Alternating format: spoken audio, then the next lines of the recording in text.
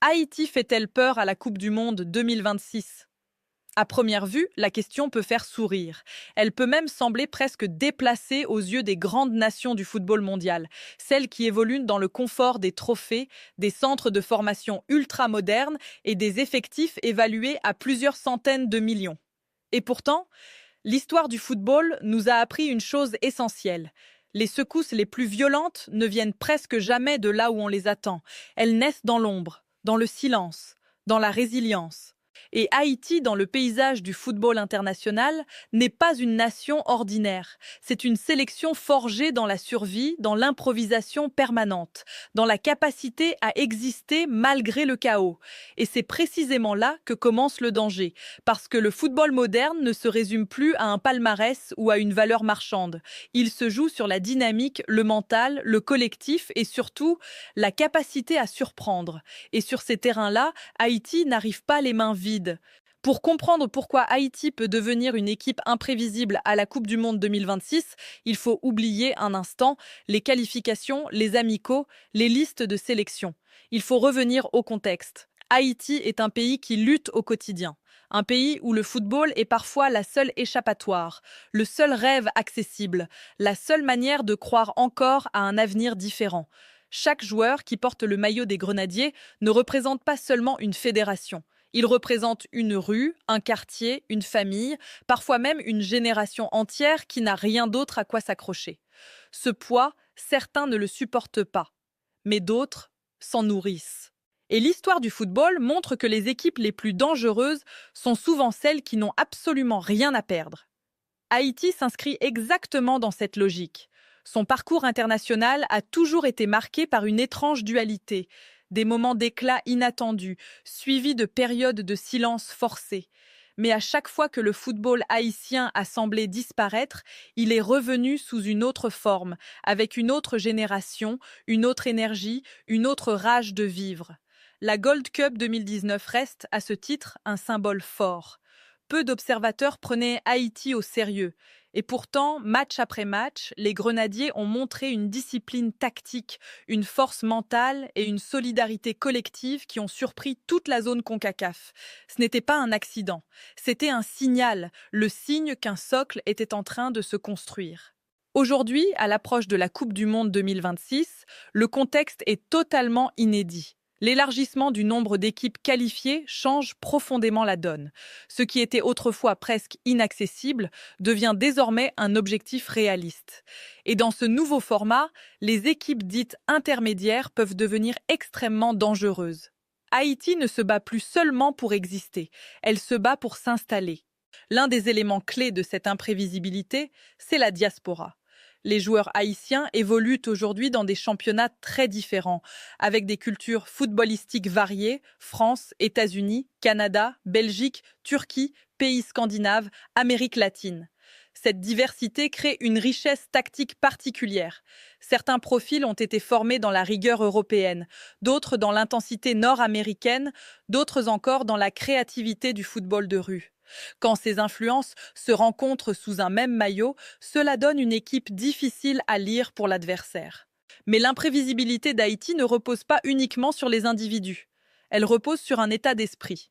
Cette sélection s'est jouée en bloc bas, accepter de souffrir, fermer les espaces, frustrer les équipes dominantes. Elle sait aussi se projeter très vite, attaquer en transition, exploiter la moindre erreur adverse. C'est un peu comme une équipe qui accepte de reculer pour mieux frapper.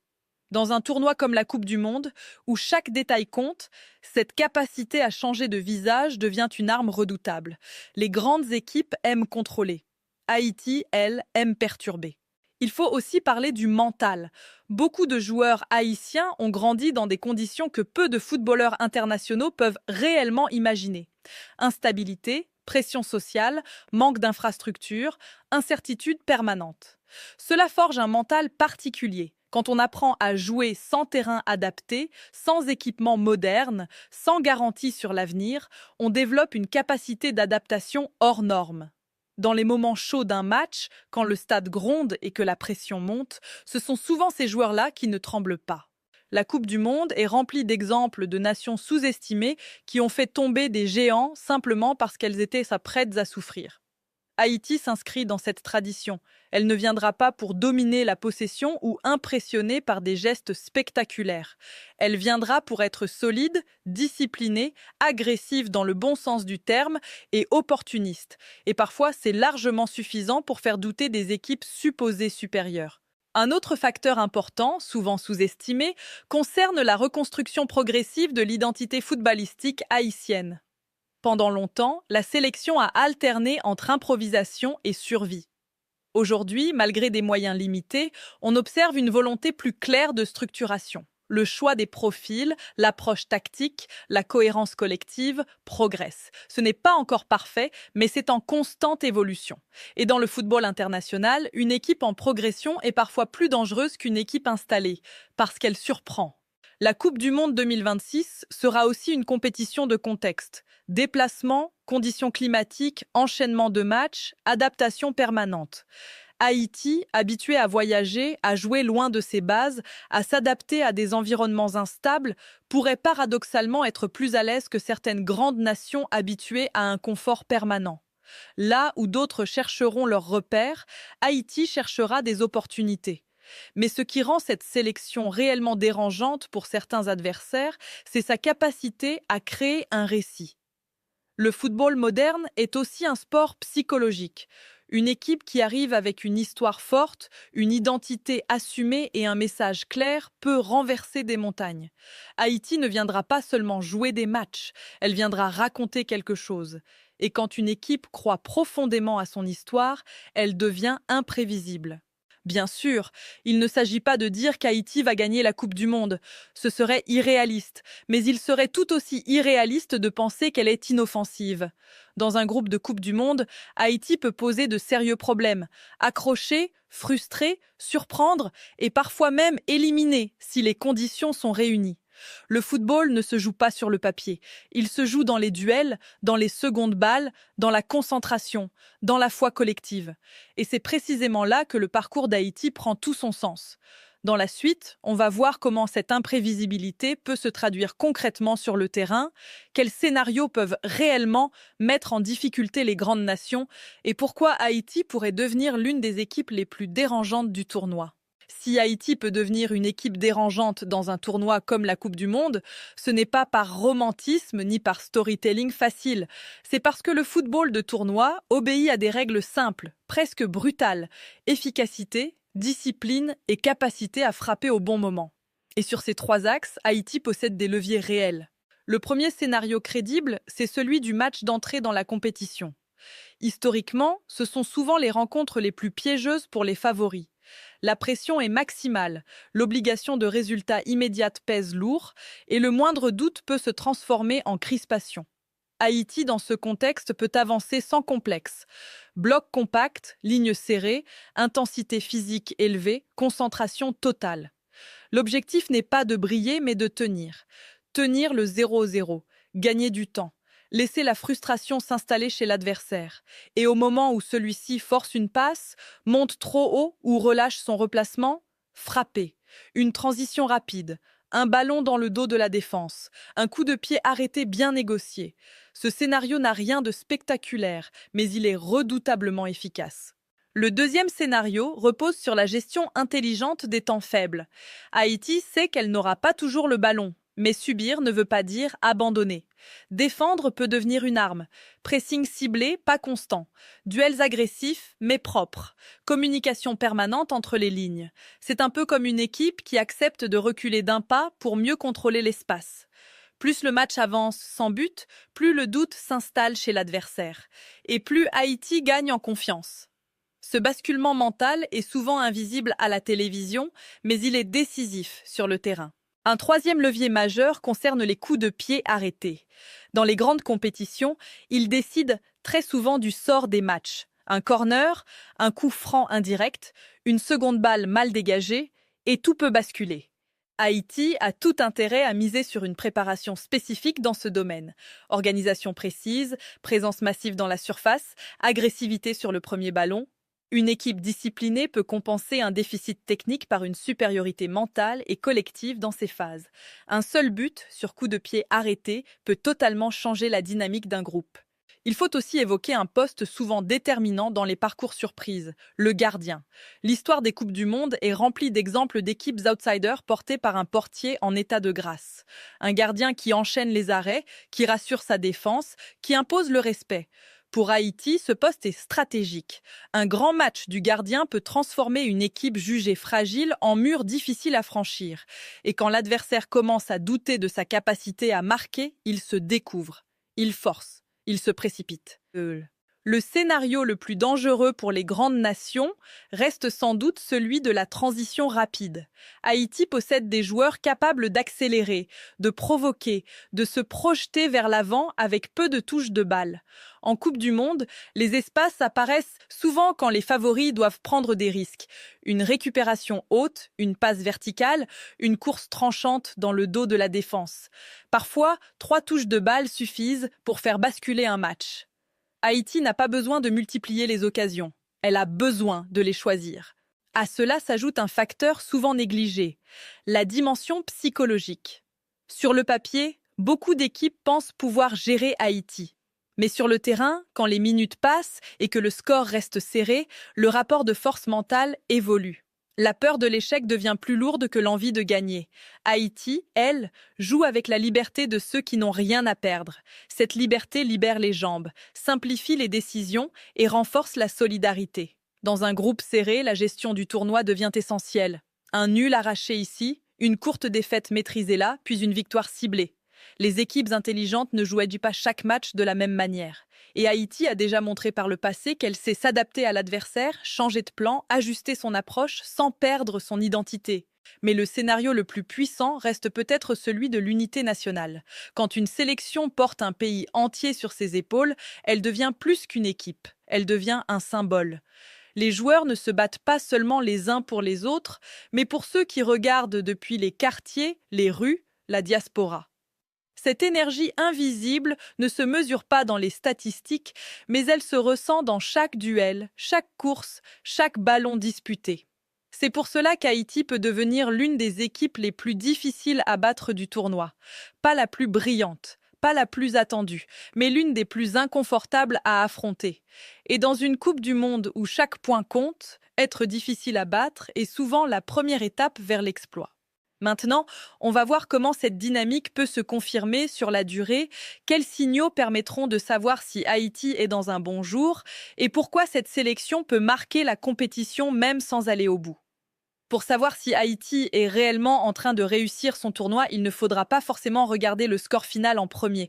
Il faudra observer les signaux faibles, ceux que seuls les matchs racontent, vraiment. Les premières minutes, par exemple.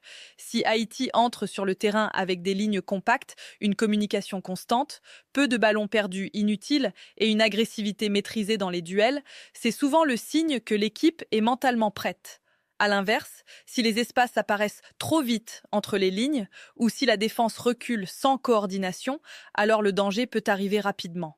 Un autre indicateur clé, c'est la réaction après une occasion concédée. Les équipes fragiles se désorganisent, paniquent ou subissent une baisse d'intensité. Les équipes solides, elles, resserrent les rangs, se parlent, ralentissent le jeu quand il le faut. Haïti, dans ses bons jours, sait très bien casser le rythme, gagner des fautes, faire respirer le bloc. Ce sont des détails presque invisibles, mais ils racontent beaucoup. Il faudra aussi surveiller les interactions entre les lignes. Quand le milieu haïtien coulisse bien, quand les défenseurs n'hésitent pas à monter pour accompagner une transition, quand les attaquants font l'effort défensif, c'est le signe que le collectif fonctionne. Le football de tournoi récompense rarement les équipes brillantes mais désunies. Il récompense celles qui avancent ensemble. Bien sûr, tout n'est pas figé, des variantes existent. Haïti peut être amené à changer de système selon l'adversaire, à densifier son milieu contre une équipe dominante ou au contraire à libérer un joueur offensif face à un concurrent direct. L'absence d'un joueur clé, une fatigue accumulée, un carton précoce peuvent aussi modifier le plan initial. Mais c'est là que l'expérience récente devient précieuse. Une équipe qui a appris à survivre sait s'adapter. On entend souvent des erreurs d'analyse concernant Haïti. La première, c'est de réduire cette sélection à une équipe uniquement courageuse, mais limitée techniquement. C'est une lecture simpliste. La deuxième, c'est de croire qu'elle ne peut exister que dans un rôle défensif. Faux. Haïti, c'est aussi poser le pied sur le ballon quand le contexte le permet. La troisième erreur, c'est de comparer systématiquement Haïti à d'autres nations caribéennes sans tenir compte de son histoire, de sa diaspora et de son vécu collectif. Chaque sélection a sa trajectoire. Celle d'Haïti est singulière. Dans un tournoi aussi dense, Haïti peut aussi profiter des circonstances. Un favori qui sous-estime, un adversaire qui joue la gestion, un groupe où tout se joue sur un détail. Le football n'est jamais linéaire, et c'est souvent dans les interstices que les surprises surgissent. Au-delà des résultats, il y a aussi l'impact symbolique. Chaque match disputé par Haïti à la Coupe du Monde devient un message envoyé aux jeunes, à la diaspora, à ceux qui regardent parfois le football comme la dernière fenêtre d'espoir. Même sans aller très loin dans la compétition, Haïti peut marquer les esprits par son attitude, son courage, sa capacité à rivaliser sans se renier. Il faut aussi rappeler une chose essentielle. Dans le football, il n'existe pas de certitude absolue. Le respect du fair play, l'humilité face au jeu et la prudence dans les pronostics sont fondamentaux. Aucun adversaire n'est invincible, mais aucune surprise n'est garantie. Ce qui compte, c'est la manière. Et Haïti, dans cette Coupe du Monde 2026, a l'opportunité de montrer une chose simple mais puissante, qu'une équipe peut être respectée sans être favorite, crainte sans être dominante, dérangeante sans être arrogante. Les grenadiers savent qu'ils ne partiront jamais avec les faveurs des pronostics. Mais ils savent aussi que personne n'aime affronter une équipe qui joue sans peur. Si tu veux suivre Haïti comme un vrai supporter averti, prends le temps d'observer ses matchs récents, de repérer ses schémas récurrents, de comprendre ses temps forts et ses moments de souffrance.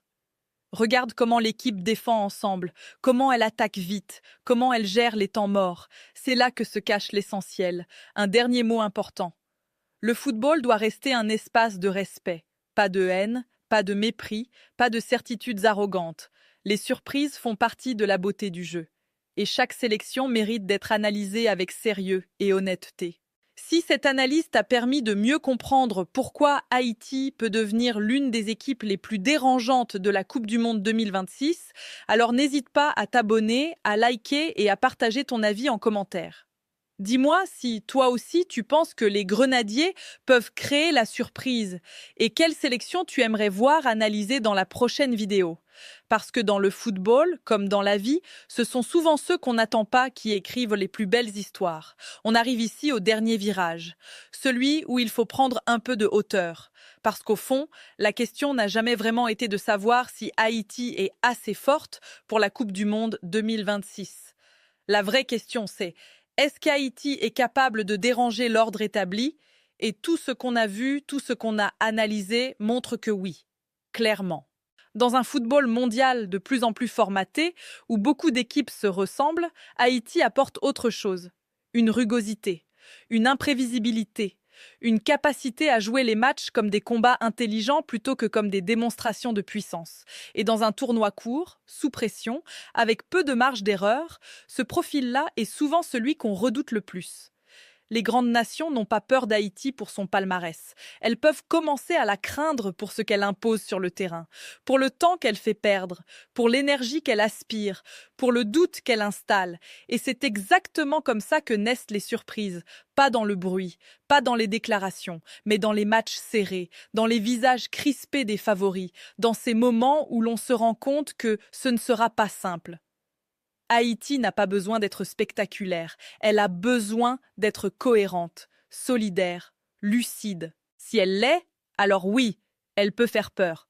Pas à tout le monde, pas tout le temps, mais suffisamment pour compter, suffisamment pour obliger les autres à se préparer vraiment, suffisamment pour rappeler que la Coupe du Monde n'est jamais un tournoi de certitude.